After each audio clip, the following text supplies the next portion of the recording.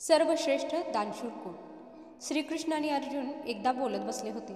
तेव्हा अर्जुन श्रीकृष्णाला म्हणाला, काही ना काही गोष्टींचे दान मी देखील करत असतो.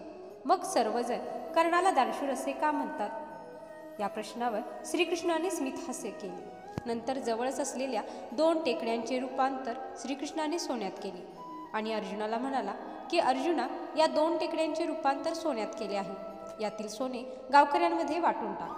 अर्जुनाने सर्व गावकऱ्यांना बोलवले आणि स्वतःच टेकड्या फोडून सोन्याचे वाटप करू लागला. अनेक तास सोने वाटप करून अर्जुनामध्ये किंचितसा अहंकार घर करू लागला. काही काळानंतर अर्जुन थकला. आता माझ्याकडून आणखी काम होणार नाही असे त्याने कृष्णाला सांगितले. त्यानंतर श्रीकृष्णाने कर्णाला बोलवले आणि सांगितले की 2 टेकड्यांचे रूपांतर सोन्यात केले असून ते सोने तू गावकऱ्यांमध्ये वाट. कर्णानेही गावकऱ्यांना बोलवले. कर्ण गावकऱ्यांना म्हणाला की गावकऱ्यांनो, हे सारे सोने आपले आहे. यातील तुम्हाला हवे तेवढे सोने घेऊन जा. ही कल्पना मला का सुचली नाही, अशी विचारणा अर्जुनाने श्रीकृष्णाला केली. तेव्हा श्रीकृष्ण म्हणाले की अर्जुना, तुला सोन्याचा मोह झाला. त्यामुळे गावकऱ्यांना किती सोने द्यायचे याचा निर्णय तू स्वतःच घेतलास. इतकेच नव्हे तर तू स्वतः टेकडी खणायला लागलास. आपण दानशूर असल्याचा अहंभाव तुझ्यात आला. याउलट कर्णाने असे केले नाही.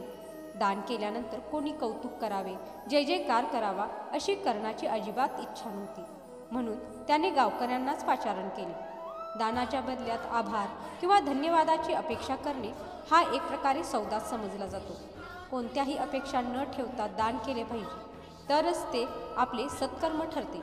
एका हाताने केलेले दान दुसऱ्या हातालाही कळता कामा नये आणि यामुळेच कर्ण हा सर्वश्रेष्ठ दानशूर आहे. अर्जुनाला ही कृष्णाची गोष्ट पटली व त्याला त्याच्या प्रश्नाचे उत्तरही मिळाले. तुम्हाला कथा कशी वाटली ती कमेंटमध्ये नक्की लिहा.